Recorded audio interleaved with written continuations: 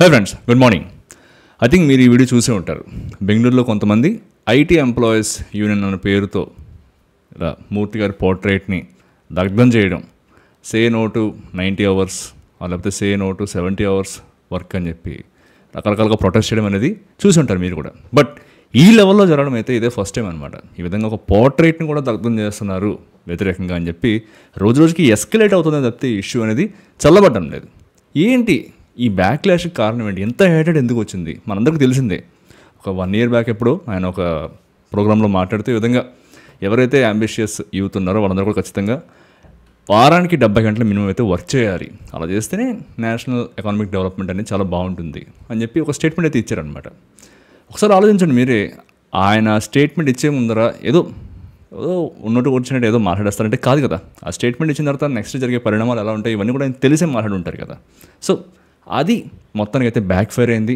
దావానంలో అయితే వెళ్ళిందనమాట. మేము ఎందుకు పని చేయాలి, 70 hours వర్క్ చేస్తాం, సరే దానికి తగ్గట్టుగా మీరైతే శాలరీస్ పెంచుతారని చెప్పి రకరకాల క్వశ్చన్స్ వచ్చాయి. చాలా బ్యాక్లాష్ అయితే వచ్చింది, చాలా హేటెడ్ అయితే పెరిగిందనమాట తర్వాత. So there are definitely reasons ఖచ్చితంగా ఉన్నాయి. ఎందుకంటే ఒక ఎంప్లాయీని కూర్చోబెట్టి వారానికి 70 గంటలు, ఒక ఆయన అయితే 90 గంటలు పని చేయాలంటాడు.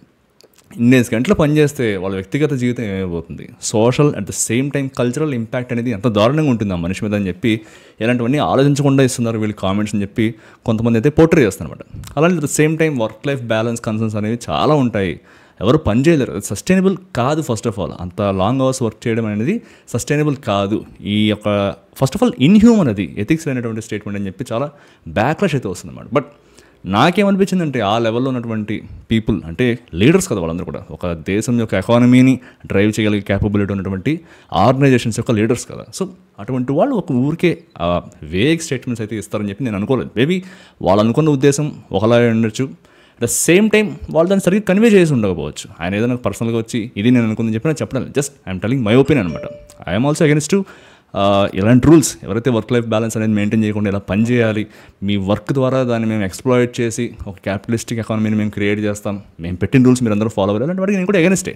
బట్ నా ఉద్దేశంలో ఆయన యొక్క పర్సనల్ ఎక్స్పీరియన్స్ని బేస్ చేసుకుని ఆ మాట ఆయన చెప్పి ఉండొచ్చు. ఎందుకంటే ఇన్ఫోసిస్ అనే కంపెనీని బిల్డప్ చేసే టైంలో ఆయన కొన్నిసార్లు ఇంటికి కూడా వెళ్ళేవారు కాదంట.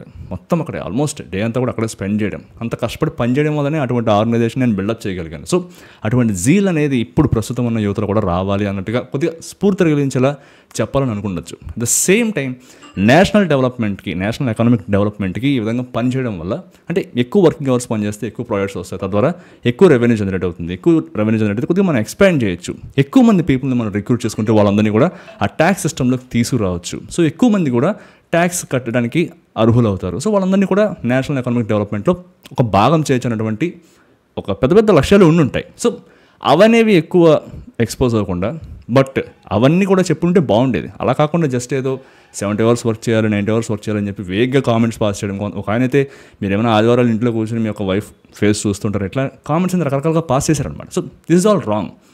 మీకేమైనా ఇష్యూ ఉంది, ఫస్ట్ ఆఫ్ ఆల్ చెప్పాలంటే సర్వీస్ బేస్డ్ సెక్టర్లో చాలా ఇన్ఫార్మల్గా ఉంటాయి అన్నమాట రూల్స్ అంతా కూడా. ఎవరు కూడా కరెక్ట్ రెగ్యులేషన్స్ అనేవి ఉంటాయి, బట్ ఎవరు ఫాలో అవ్వరు వాటిని. ఎందుకంటే ఈ రోజున 70 hours వర్క్ పెడుతున్నారు, మాకు నచ్చట్లేదు అని చెప్పి ఎవరైనా మానేశారు అనుకోండి, ఆ ప్లేస్ని రిప్లేస్ చేయడానికి 1000 మంది రెడీగా ఉంటారు అక్కడ. మీకు నచ్చలేదు, మీకు నచ్చకపోతే వెళ్ళి బయట ఒకళ్ళు రెడీగా ఉంటారు కదా, నాకు ఎందుకు మిమ్మల్ని పెట్టుకోవడం అని చెప్పి ఇంకొకళ్ళు తీసుకొచ్చి రిప్లేస్ చేస్తారు ఆ ప్లేస్లో. So at the same time చాలా డిస్పారిటీస్ ఉంటాయి, పే స్కేల్లో కానీ లేకపోతే వర్క్లో కానీ చాలా డిస్పారిటీస్ ఉంటాయి.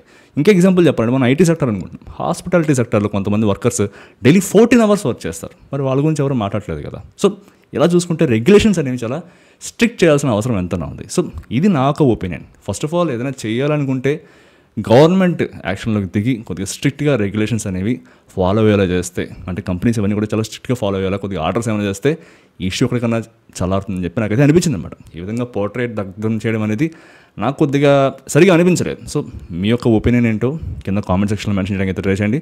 మరో వీడియోలో మళ్ళీ కలుసుకుందాం. అంతవరకు టేక్ కేర్, బాయ్.